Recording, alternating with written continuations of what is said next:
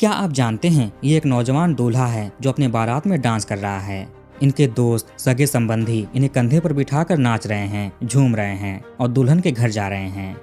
ये जयमाल का वीडियो है। दूल्हा दुल्हन स्टेज पर बैठे हैं और सबके साथ फोटोज क्लिक करा रहे हैं। भले ये थोड़े गंभीर दिखाई दें, लेकिन दोनों ही अंदर से काफी प्रसन्न थे क्योंकि इनका सपना साकार हो रहा था। दोनों एक दूसरे के हो रहे थे। लेकिन शादी के अगले 1-2 दिनों के अंदर कुछ ऐसा होने वाला था जिसने सब कुछ परिवर्तित कर दिया। बैंड बाजे और डीजे की गूंज दुख के मातम और विलाप में बदल कर रख दिया।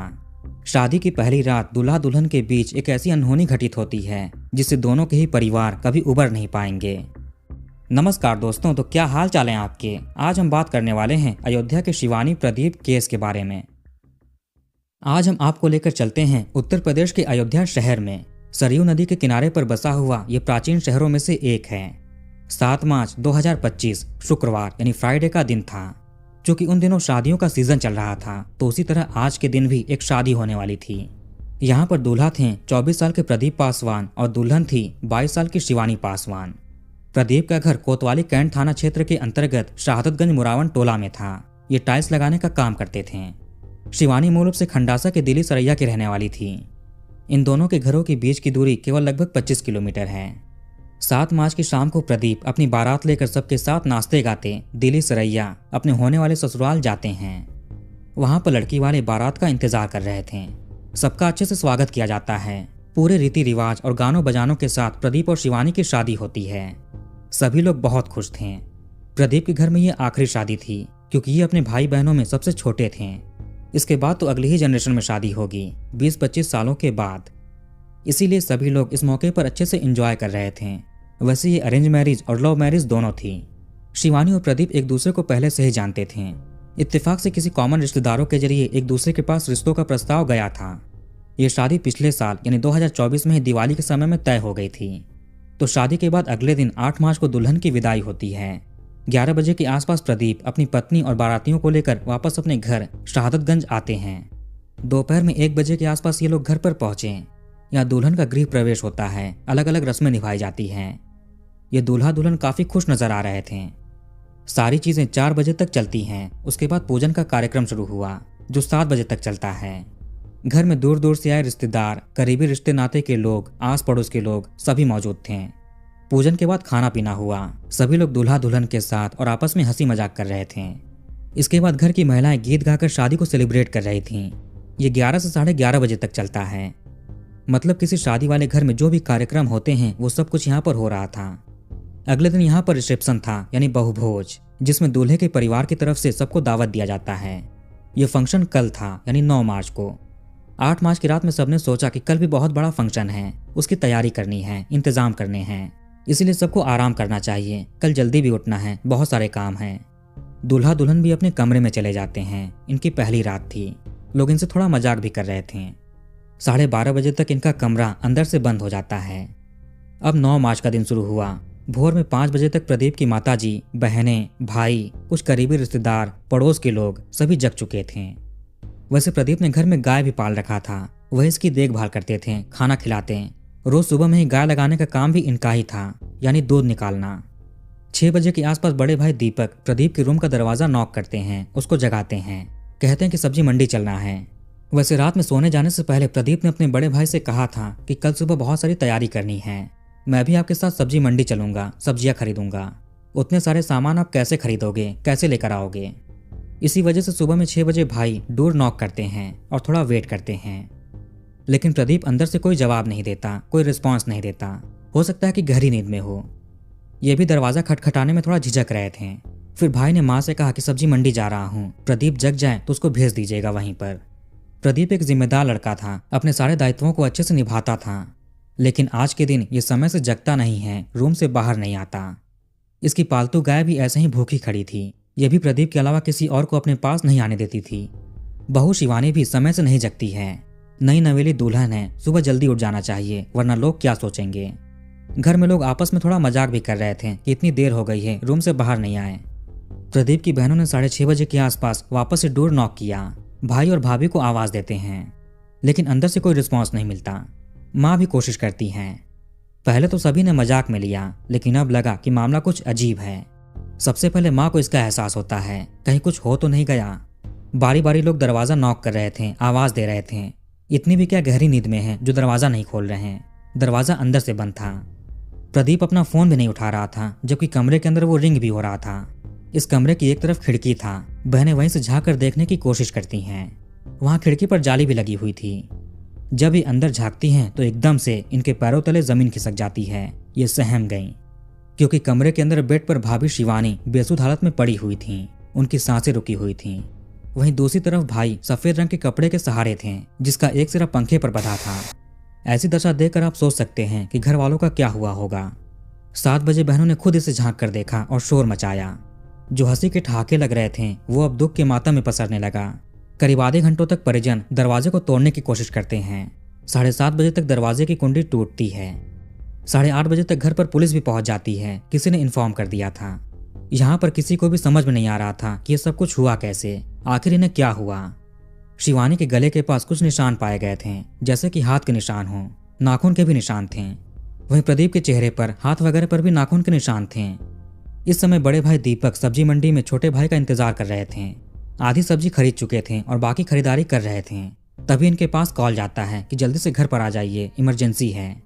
इन्हें नहीं बताया गया कि एग्जैक्टली हुआ क्या। जब ये घर पर जाते हैं तभी इन्हें पता चलता है। कुछ लोग तो वहीं पर बेहोश भी हो गए थे। पुलिस एम्बुलेंस बुलाकर उनको भी हॉस्पिटल भेजती है। मौके पर फॉरेंसिक टीम को बुलाया जाता है। अब इन्वेस्टिगेशन शुरू हुई। आखिर शादी की पहली रात दूल्हा दुल्हन के साथ क्या हुआ, वो ऐसे संदिग्ध हालत में कैसे पाए गए। पुलिस ने परिजनों से अपनी पूछताछ भी शुरू कर दी। किसी को भी कुछ समझ नहीं आ रहा था। इन्होंने कभी सोचा भी नहीं होगा कि ऐसा होने वाला है। कल तक तो दूल्हा दुल्हन बिल्कुल खुश दिख रहे थे, सबके साथ हंसी मजाक हो रहा था। आज ये हालत हो गई है। 12 बजे तक पुलिस ने दोनों शवों को पोस्टमार्टम के लिए भेज दिया। 3 घंटों के अंदर ही पोस्टमार्टम रिपोर्ट सामने आ जाती है। उसमें पता चलता है कि शिवानी के गले पर हाथ के निशान पाए गए हैं, जिससे ही उसकी सांसें थमी होगी।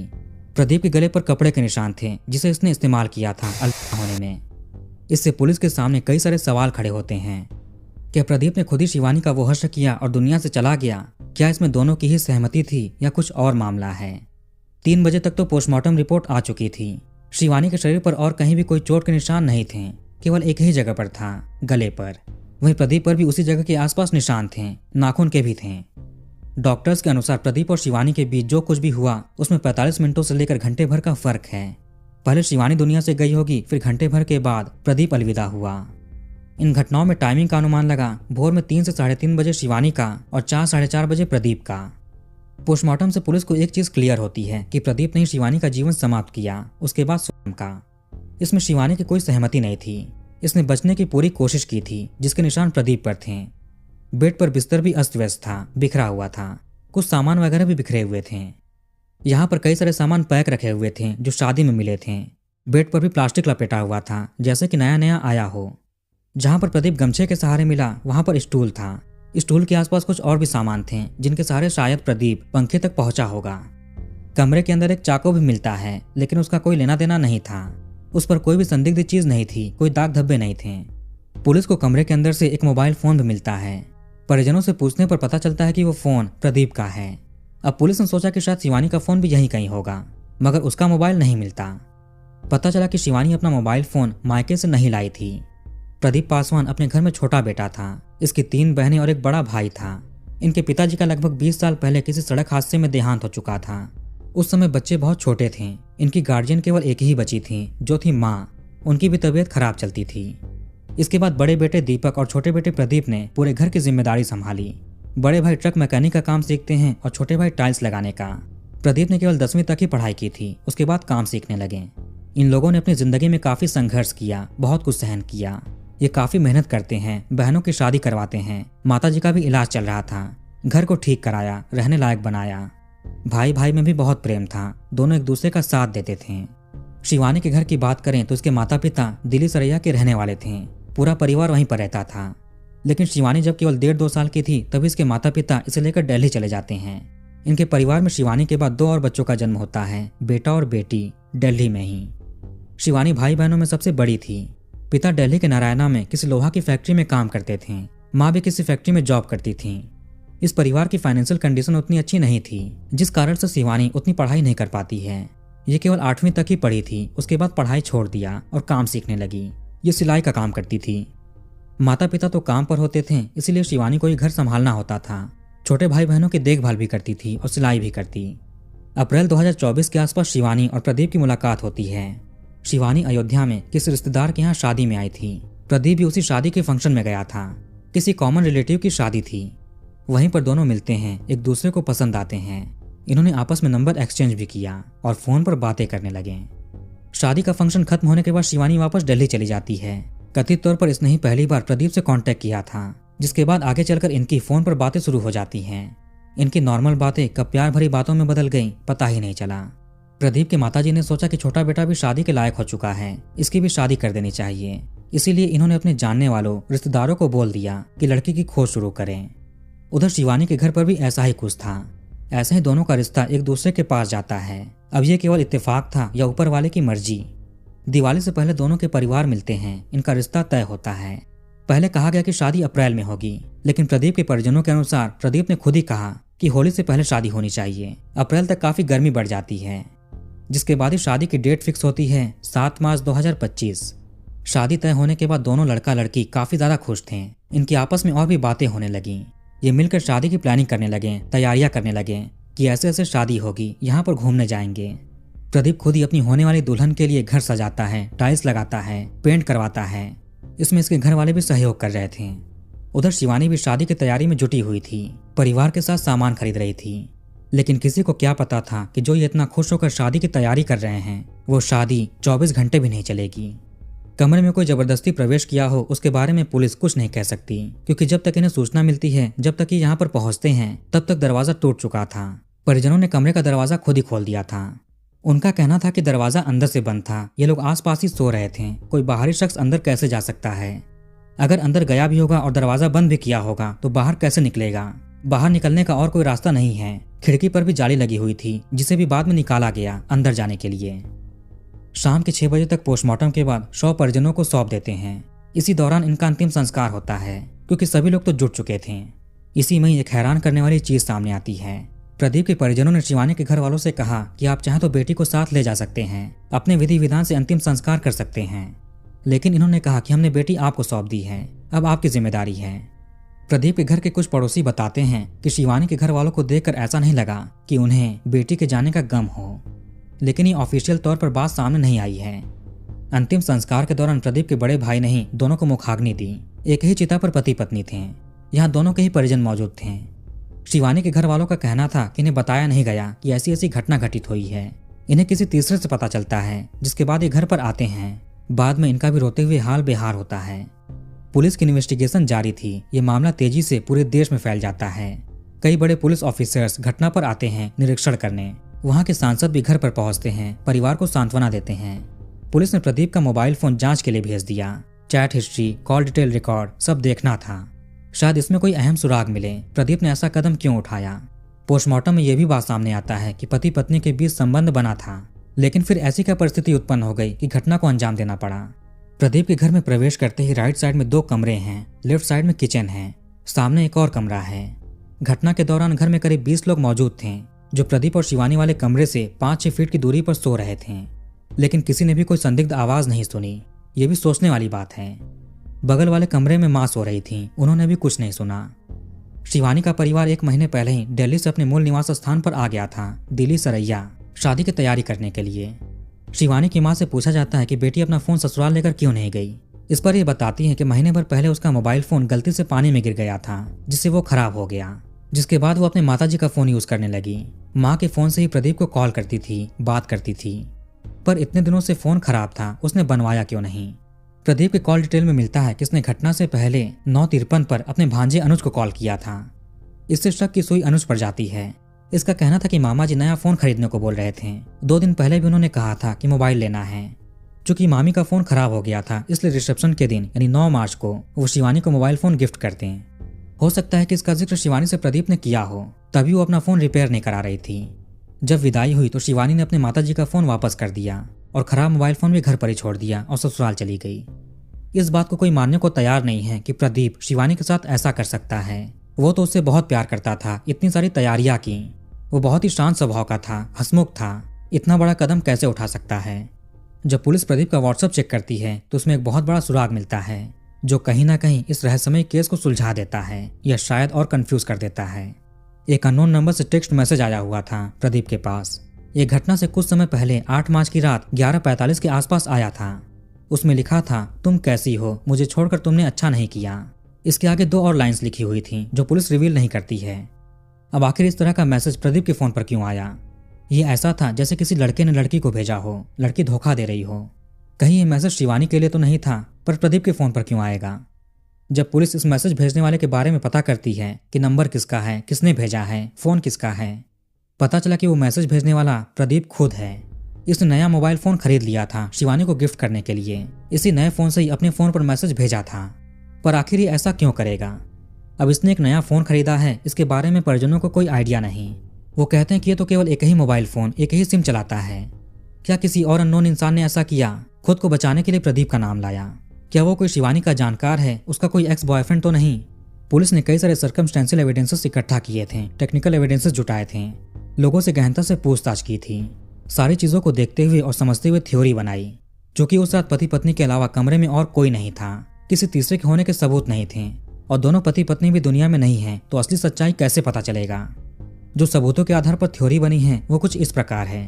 प्रदीप ने अपनी पत्नी के लिए नया फोन लिया और ये ऐसे जता रहा था कि अभी लिया नहीं है, शायद इसको सरप्राइज देना हो ताकि पत्नी खुश हो जाए। शादी की पहली रात जब प्रदीप अपने कमरे में गए 12:30 बजे, उससे पहले इन्होंने 11:45 पर नए फोन से खुद के फोन पर मैसेज किया, तुम कैसी हो, मुझे छोड़कर तुमने अच्छा नहीं किया। ये इन्होंने अपनी पत्नी के लिए मजाक के रूप में लिखा होगा, जिसे दिखाकर ये उससे पूछते, मजाक करते कि देखो तुम्हारे बॉयफ्रेंड ने मैसेज किया है। कहीं ना कहीं इसको कुछ जानना भी था। जब प्रदीप ने यह मैसेज शिवानी को दिखाया होगा तो उसने कुछ ऐसा बोल दिया होगा जो प्रदीप को सहन नहीं होता है। ये गुस्से में आ जाता है, दोनों में झगड़ा हुआ होगा, लेकिन फिर झगड़ा शांत होता है। हालांकि इन झगड़ों की आवाजें भी किसी ने नहीं सुना था। पोस्टमार्टम रिपोर्ट के अनुसार दोनों ने संबंध बनाए, उसके बाद ये सो गए होंगे। डॉक्टर्स के अनुसार प्रदीप सोया नहीं होगा, बल्कि शिवानी के सोने का इंतजार किया। उसके दिमाग में चल रहा होगा शिवानी की पास्ट लाइफ को लेकर कि कोई तो था, वो मैसेज देकर ऐसा क्यों बोली होगी, कोई डार्क सीक्रेट बताती है। 3 बजे ये उठा होगा, शिवानी गहरी नींद में रही होगी। ये पूरा टाइम सोचता रहा होगा। फिर इसने पूरी ताकत से गले पर हाथ रखा। शिवानी की नींद खुली, लेकिन ये चीख नहीं पाती है, पर इसने बचने का बहुत प्रयास किया। 3 मिनटों तक सारे संघर्ष चलते हैं, फिर सब कुछ शांत हो जाता है। इसके बाद प्रदीप ने सोचा होगा किसने क्या कर दिया है, अब सुबह में क्या होगा, लोगों से क्या कहेगा, पुलिस आएगी, जेल जाना पड़ेगा, बहुत बदनामी होगी। घटना के बाद 45 मिनटों तक यही सारी बातें सोच रहा होगा। फिर इसने खुद भी वो कदम उठाया। ससुराल से मिठाइयाँ, फल, सब कुछ विदाई में आया था। वो बिल्कुल पैक पड़े हुए थे। अगले दिन घर में एक और बड़ा फंक्शन होना था, उसके लिए बाहर टेंट के सामान रखे हुए थे शाम को लगने के लिए। सब कुछ धरा का धरा रह जाता है। प्रदीप के घर वालों को किसी पर भी शक नहीं है और न ही शिवानी के घर वालों को है। किसी ने पुलिस को तहरीर भी नहीं दिया कि केस की जांच होनी चाहिए। घर वालों का कहना है कि जो हो गया वो बदल नहीं सकते, आगे कोई कार्रवाई नहीं करनी। इनका किसी पर भी संदेह नहीं है। हो सकता है कि इन्हें कोर्ट कचहरी के चक्कर में ना पड़ना हो। क्या सच में प्रदीप ने केवल मजाक में वो मैसेज खुद को भेजकर शिवानी को आजमा रहा था और शिवानी ने कुछ ऐसा बोल दिया जिससे प्रदीप का दिल टूट जाता है। इनका झगड़ा शुरू हो गया। पुलिस को कोई ठोस सबूत नहीं मिलता है जो उस रात की कहानी बयां कर पाए, पति पत्नी के बीच क्या हुआ था। केवल वही व्हाट्सएप मैसेज है। लेकिन सभी लोग यही थ्योरी मानकर चल रहे हैं कि शिवानी का पास्ट सामने आया होगा, तभी वो सब कुछ हुआ। हालांकि इसके माता पिता का कहना है कि वो लोग काम की वजह से बाहर रहते थे। बाकी बेटी किससे बात करती है इन्हें पता नहीं, उसने कभी जिक्र भी नहीं किया।